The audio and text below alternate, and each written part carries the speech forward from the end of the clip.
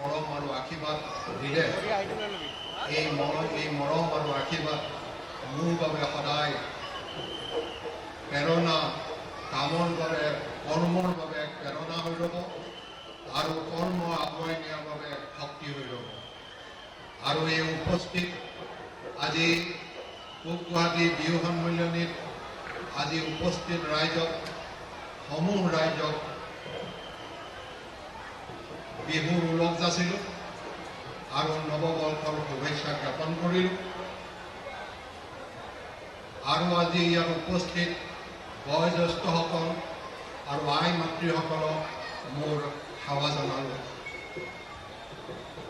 আজি এই অনুষ্ঠানত আপোনালোকৰ মাজত উপস্থিত হোৱাটো মোৰ বাবে অতি গৌৰৱৰ বিষয় আৰু এই দিন মোৰ জীৱনৰ এক স্মৰণীয় দিন হৈ ৰ'ব।